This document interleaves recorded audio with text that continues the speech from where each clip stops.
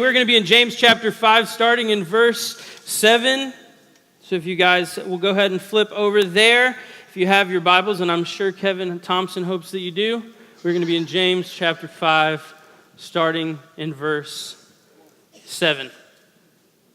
So I grew up about an hour and a half south of Chicago on a farm outside of a town of about 800 people. Our school district consisted of 3 of these towns, all with about the same population. And like any young child in our community, I grew up playing baseball. Started in T-ball, moved up to coach pitch, and then moved up into kid pitch. And that's where I found my passion and love for the game of baseball. It's where I became a White Sox fan. And it's really kind of held firm to that love for the sport since then. I played defense, of course I played defense. I played second base, and I loved defense. My brother played first base, and one of my favorite things to do is whenever we would be able to turn double plays, I'd catch the ball, touch second, throw it over to my brother, and he would catch for the second out, and we would hear my family yell from the stands and be excited and shout for us. And it was just one of my favorite things, and I absolutely loved the feeling that I got from that. But as many of you know, or at least the baseball fans in the room know, getting outs doesn't win games. Getting runs does. And on offense, I was absolutely atrocious. Terrible. I could not hit a ball to save my life. And there was one instance in particular, we were playing our rival team. It was the neighboring community, and it was we were the home team.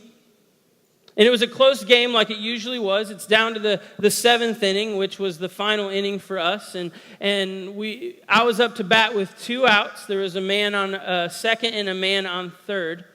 We're down by 1 run. A decent shot into the outfield that finds the grass, scores 2, we win the ball game. So I walk up, I stand at the plate, get in the batter's box, put the bat up on my shoulder, and I stare down that pitcher because I'm confident, ready to do this thing. I see 3 pitches. Swing and miss on all 3 of them. Strike out. We lose the game. And in that moment, I felt like I let my team down. And we go and we talk to the coach, and after the coach dismisses us, I remember grabbing my bat, grabbing my glove. I go up to my parents' Chevy Blazer. We fling open the back. I throw my glove and my bat in there. I go sit on the driver's side in the back seat, slam the door, and I start moping. And my parents climb in, my brother climbs in next to me, we start heading home. It was about a 10-minute drive to the house outside of town. And I remember how quiet that ride was home. The only sound you could really hear was, besides the tires going down the road, was the low hum of the radio, where it wasn't loud enough you couldn't understand what they were saying, but it was low enough that you could tell it was on, because I guess Mom and Dad just couldn't go 1 millimeter more over to turn it all the way off. And it was just that awkward silence all the way home. And I remember we turn onto our country road, and my father finally breaks the silence. And he says, "Son, if you want to hit the baseball, you have to be patient and wait for your pitch." I wish I could say I heeded my dad's advice. I'm not playing in the major leagues right now. But I didn't listen to my dad, and I ended up getting so frustrated with the sport that when we moved to Fort Smith, I never picked it back up. I still watched it, I still enjoyed it, and I still continue to enjoy it. But really, until I became an adult, my dad's advice never really made sense. But now looking back at it and looking at it just within the context of baseball, of how patience is so necessary in the sport. Because when you act in impatience in baseball, you're going to lose. That's what I did. But the more and more I realize that it's not just within the context of baseball. It's within the context of life. I'm fairly confident enough to say that a majority of the time, if not 100% of the time, when we act out of impatience, it always seems to lead to a negative outcome. When we act out of patience, that's when we start seeing the positive outcomes, right? And James understood this when he's writing to the scattered believers amongst the land because of persecution. He realizes that the believers have been through the ringer. They're running on low, almost on empty. They've seen their loved ones beaten, arrested, and killed for their faith in Jesus. And now James is writing them a book, writing them letters to say, hey, keep following Christ. And for many of them, it would have been extremely easy for them to say, I just saw my family die because they followed Jesus. And James knows this, and he's writing these people, and he's telling them to remain steadfast. Not to lean on the things of this world, but to lean on Jesus through this, because he's going to get them through. And then we get to James chapter 5, starting in verse 7. And this is what James says. He says this. He says, be patient, therefore, brothers, until the coming of the Lord. See how the farmer waits for his precious fruit of the earth, being patient about it, until it receives the early and the late rains. You also be patient. Establish your hearts, for the coming of the Lord is at hand. Do not grumble against one another, brothers, so that you may not be judged. Behold, the judge is standing at the door. As an example of suffering and patience, brothers, take the prophets who spoke in the name of the Lord. Behold, we consider those blessed who remain steadfast. You have heard of the steadfastness of Job, and you have seen the purpose of the Lord. Oh, how the Lord is compassionate and merciful. I'm the youngest of 4 siblings, so I inherited on March 20th of 1992, the day I was born, I inherited the job, or the duty, if you will, of driving my mother up the wall. I inherited the job to push her to her absolute wit's end, and let me tell you, Community Bible, I was good at it. My mom loves birds. She's a very big bird lover. She puts the feeders out every year, and she lives down in Mena right now, and she still puts out the bird feeders. And Mom, if you're watching, I love you. And she just absolutely loves them. She takes pictures of them. She looks at them through the binoculars. She when we were kids, she would get excited and tell us about the birds she saw that day. And of course, we were like, yeah, thanks, great, Mom, that's awesome. But she particularly liked one specific bird when we lived up in Illinois. She liked robins, right? Because robins would come back after the winter was over and the snow was melting, and it was one of the first signs that spring was coming. That it's going to start turning green, that the rain's going to start coming, and things are going to start warming up, right? And Mom loved it. So then, like any other country boy in the time, my brother and I get bored in the house, so what do we grab? You got it, the pellet guns. We head outside, and we're being good kids. We're shooting things without a heartbeat for a while. Shooting cans and different things we found around the farm, and we had a windmill in our backyard, and I remember we turned around the front of the house, and I looked back at the windmill, and 2 stories up, perched up right there. Little robin. And I pull that gun up. My brother, Nathan, yells, Nick, he punches me. We cannot shoot that. If we shoot that, Mom is going to kill us. I say, dude, calm down. I'm just going to shoot the windmill, scare it off. Everyone's happy. It's funny.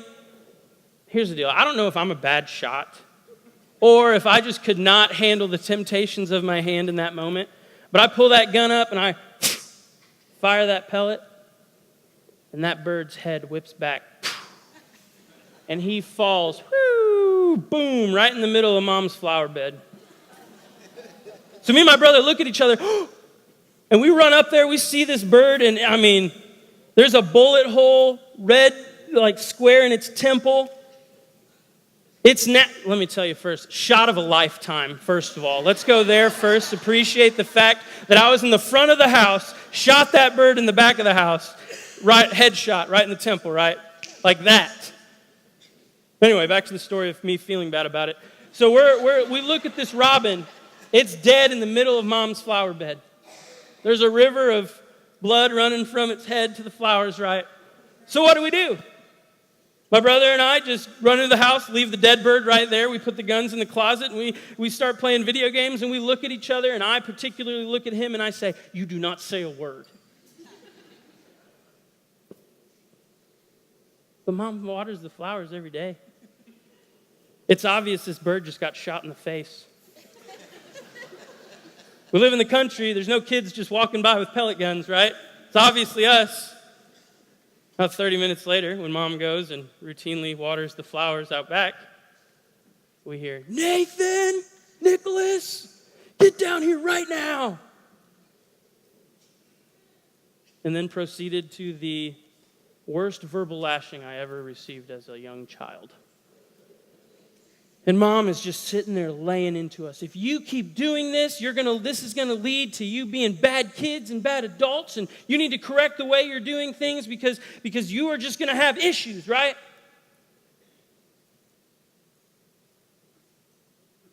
That moment of Mom yelling at me, that's the moment I think of whenever I read James.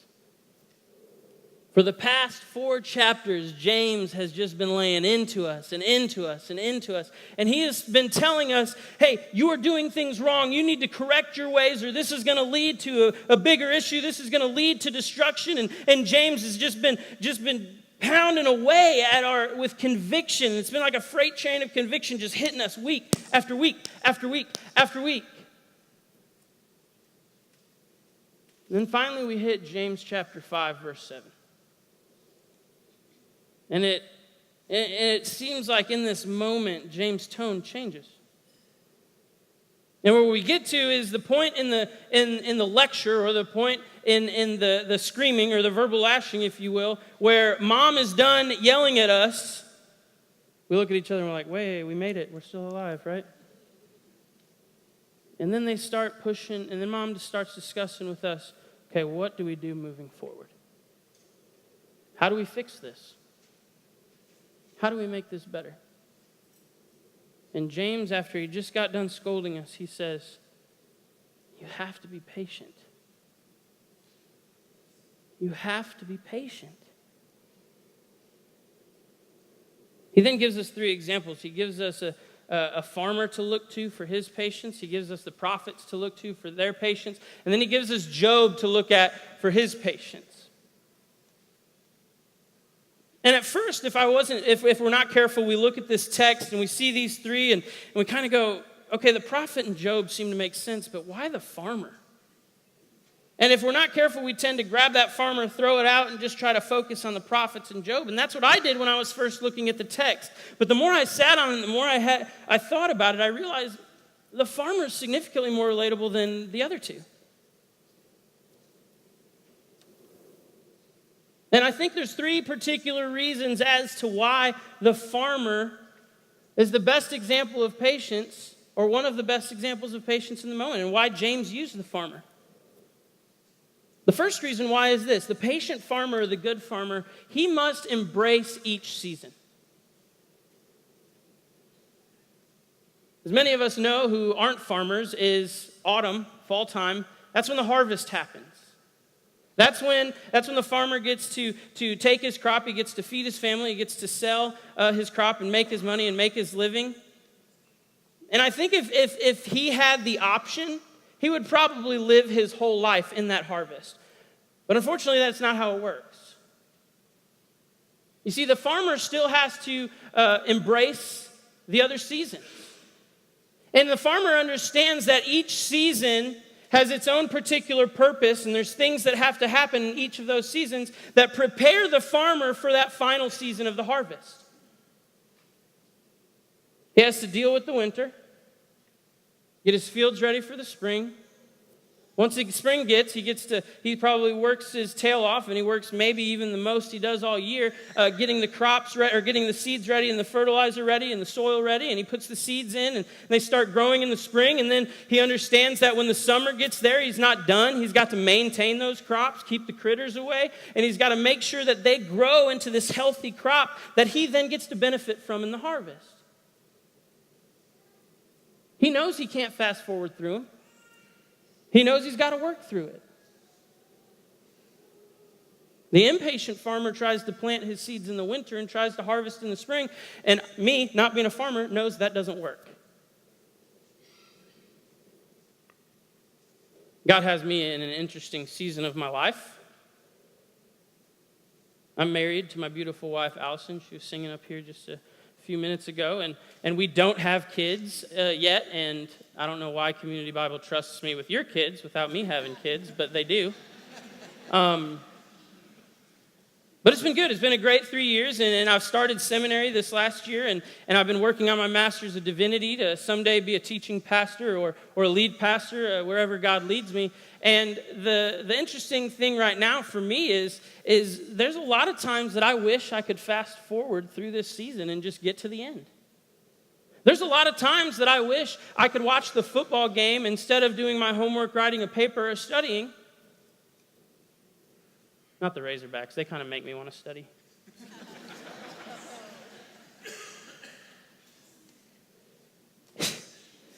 That's so unfortunate. All right. Anyway, so I can't fast forward through this season, right? God's shaping me and molding me and forming me to be this person and to fulfill my calling. And he's doing these things and pouring into my life, even though it's difficult and hard. And he's getting me ready for the ultimate goal that he has in my life. And that's to be Kevin Thompson's boss someday.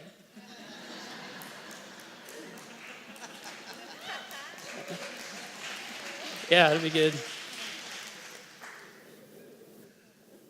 You know, as a children's pastor, one of the most common things I hear from parents is my child is going through this phase. My child is going through this phase of disobedience, this phase of struggling in school, this phase and lack of faith in church. I mean, you name it. There's all kinds of phases, right? And in the majority of the time, those conversations always seem to end with, Nick, I just wish I could fast forward through it. I wish I could get to the other end of the phase and be done with it, and my life moves on, and I don't have to deal with it anymore. But you know what I hear from empty nesters? Couples who no longer have kids in the house? The polar opposite. They always say, Nick, if I could go back and do it again, I'd do it in a heartbeat. There was so much about myself that I learned when I was a parent. But yet there was so much that I missed that God was trying to tell me because I was trying to fast forward through it. The reality is God has each and every one of us in a season of life that we're currently in right now, no matter how difficult that season is, to prepare us and get us ready for the next seasons. And I understand that it might be hard. And it might be difficult. But God is saying to us through James, be patient. Hold firm because it's going to be worth it in the end. And it may continue to hurt, and it may not stop hurting on this side of heaven. But it'll be worth it. Be patient. The second point is the patient farmer devotes himself to the unseen. You think about the farmer's life and the farmer's job. He tills up the land in the spring. He puts the seeds down, and he can do everything to his power and capability to prepare a great place for those seeds to grow. But the reality is there's no guarantee that when the harvest comes, it's going to reap a lot of benefits for him. He has faith and believes and continues to work. He doesn't throw in the towel and quit. But he continues to work because he knows, okay, I'm going to do the best to the best of my ability. I'm going to get this stuff ready. And hopefully, everything else works out that I get to reap a plentiful harvest in the fall. He puts those seeds in the ground, and he doesn't get to see them grow right away. He has faith and hopes that those seeds are going to do their job because he did his. But it's a lot different than what a lot of our jobs are, right? I do the videos here at Community Bible every now and again. Me and Troy work on them together. But the cool thing about that is when I'm editing and when I'm putting it together on the screen, if it doesn't work, it doesn't work. I see it doesn't work, and I get to do something different, right? Farmer has to wait.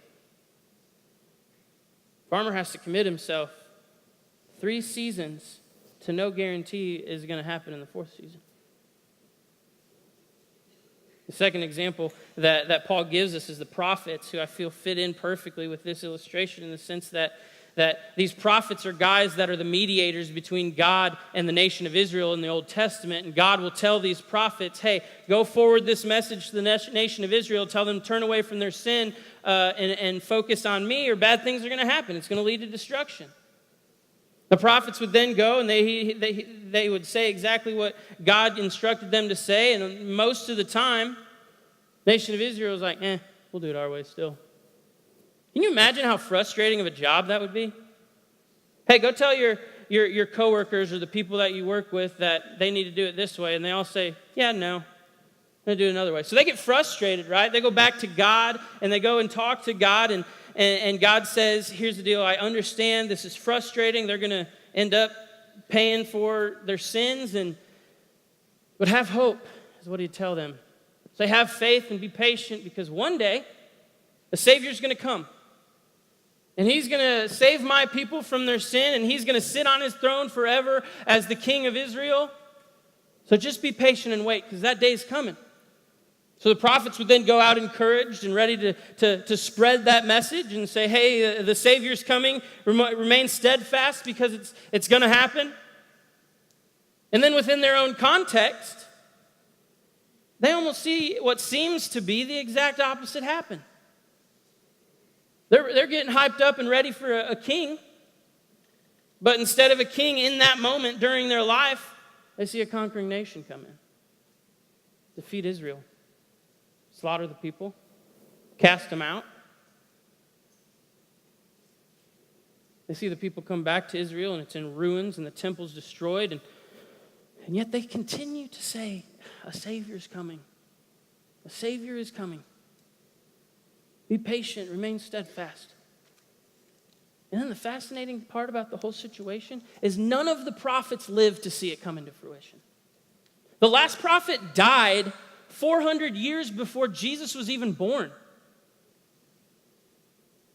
But yet they had the faith and they had the drive to continue to push.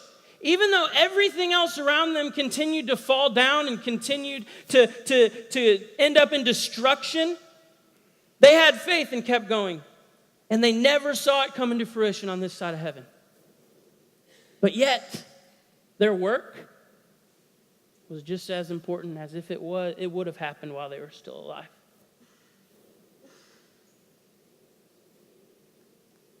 In our standards, we would think these prophets had every reason to turn their back on God and walk away. And I think in many of us, if we were real with ourselves, would have been like, yeah, go ahead. I don't know what's going on. God, I think God turned his back on us, so you might as well just quit. But yet they remain steadfast. And I think if we were all honest with ourselves as well, when we hit our suffering, when we hit our speed bumps, too many times it causes us to lay on our back, stare up at the ceiling fan before we fall asleep at night, and ask the question, is this even worth it in the end?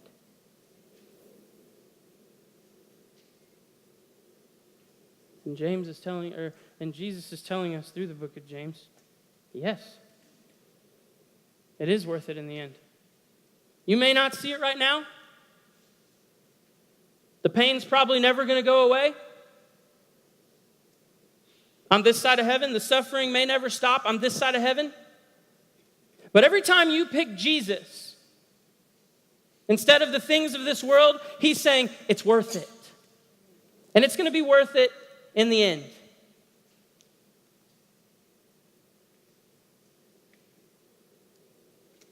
Point number 3 is this. Patient farmer accepts the things that he cannot see. The patient farmer accepts the things that he cannot control. The farmer can do everything to his ability, pick the best fertilizer, use the best tools to till up the land, use the best grade seeds to put in the ground. But the reality is, at the end of the day, he has no control over when the flood comes. He has no control over when the drought comes, and he has no control over when the heat comes. But that doesn't make the farmer stop farming. The farmer can make the adjustments as much as he can, but the reality is, if those seeds in the ground aren't going to grow, they're not going to grow. The farmer can't control what he can't control. But yet, he continues to remain steadfast in his craft, hoping and having faith that it's going to work. The third example that we're given from the book of James is Job. And we did a study over Job a few years ago. And many of us know that Job's circumstances were not ideal circumstances by any means. But we also understand that Job had no control over his circumstances.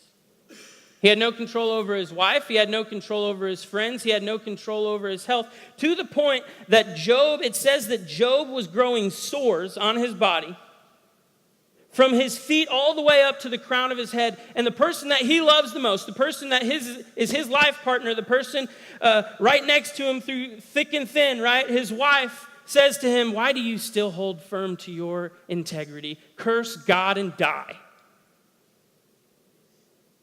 Curse God and die. When everything else in the world seemed to be against Job, he made the conscious decision to remain steadfast and faithful to God, even though he has one of the most difficult lives that we read about in Scripture.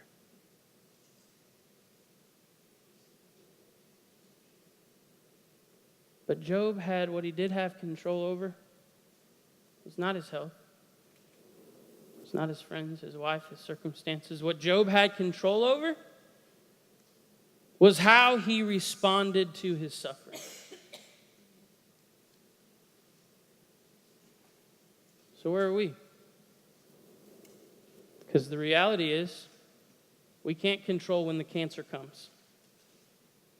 We can't control which one of our loved ones lives to the ripe age of 100, and we can't control of which one of our loved ones dies too young.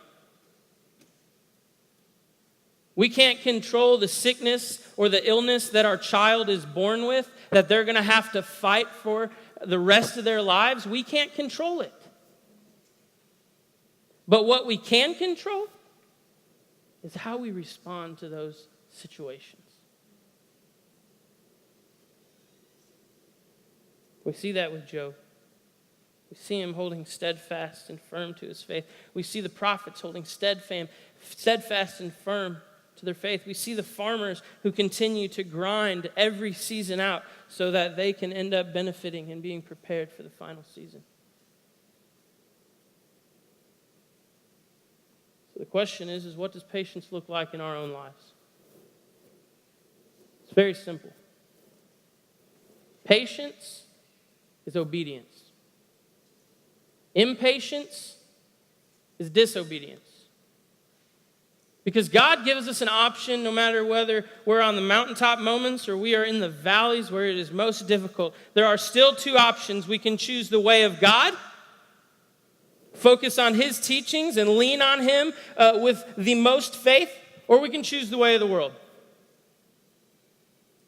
And a lot of times the way of the world is going to look so satisfying because a lot of those things of the world they might make us feel better in the moment. They might give us almost an instant gratification.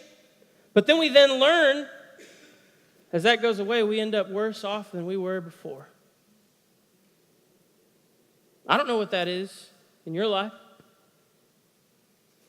You can choose Jesus. You can choose alcohol, drugs, pornography, money. And sometimes those things, when we use them, when we go the wrong direction, in the moment it makes us feel like, man, this is the only thing that can make me feel better. And then shortly after, we look back at our lives and we go, it just made it worse. I was driving to the dentist the other day during my lunch break, and a dog runs out in front of my car. I lock up the brakes and come to a stop, and the dog disappears behind the hood, and I think I hit her and killed her, and I start getting out of the car, and she ends up running away, and to make a long story short, we now have 2 dogs.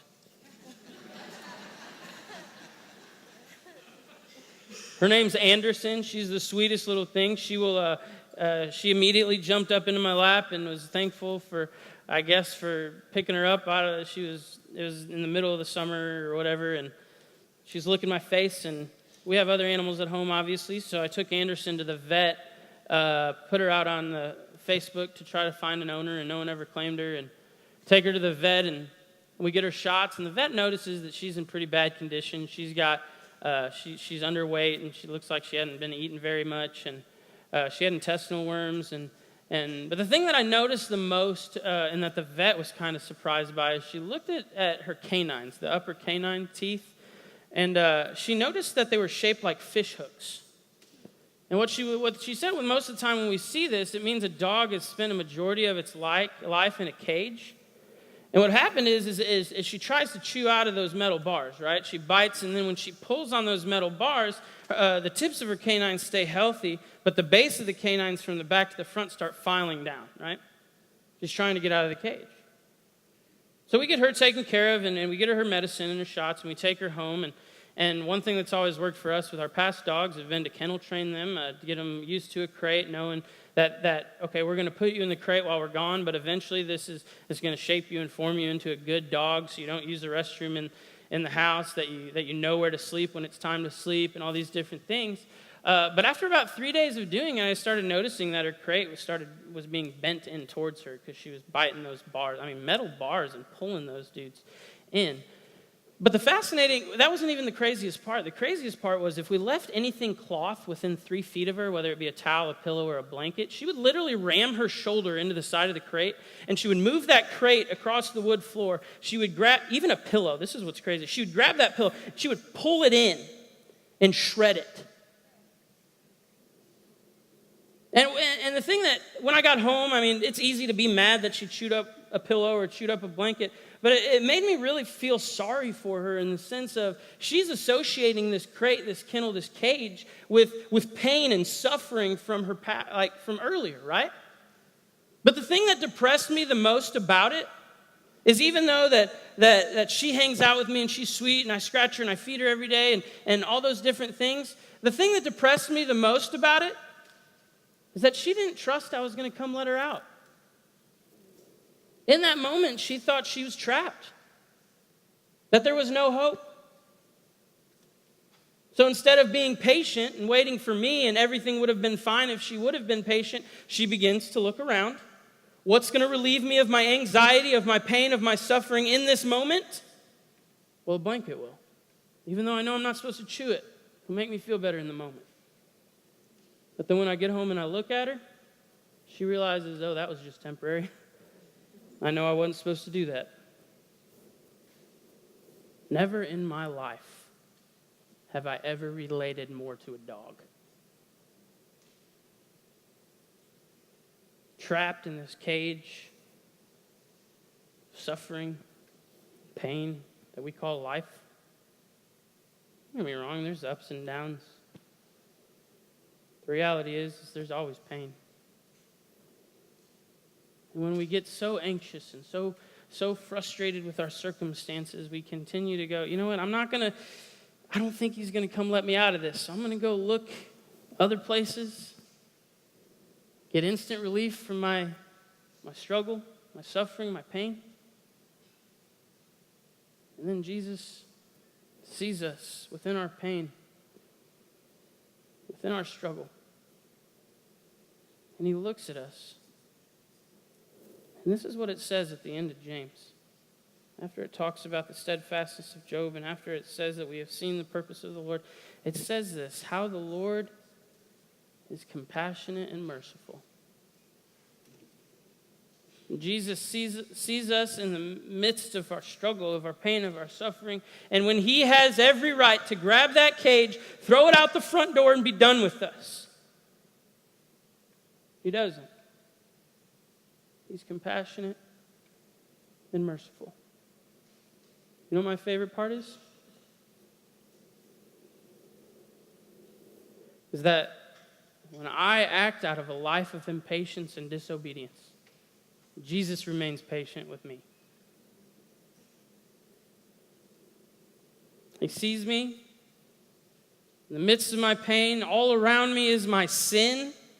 in my destruction, in my reckless living. And he leans down to me and he says, my child, be patient.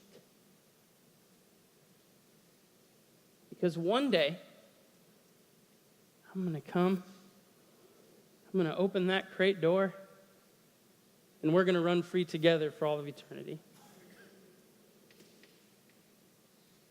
And the pain and the suffering is going to be but a distant memory. And then he says, but now's not the time.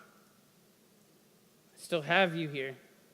And I know it's difficult and I know it's hard. But I'm shaping you and I'm forming you. And I'm training you to be the follower that I want you to be. I just need you to be patient. And trust me that it's going to be worth it in the end. Because, oh, what a glorious day it'll be when Jesus calls us home, or when he returns, when we're in the midst of our pain and he flings open that crate door and we get to be unified with him for all of eternity. And it makes even our biggest problems that we suffer from today seem so minute because of the greatness and the majesty that is Jesus Christ. Let's pray.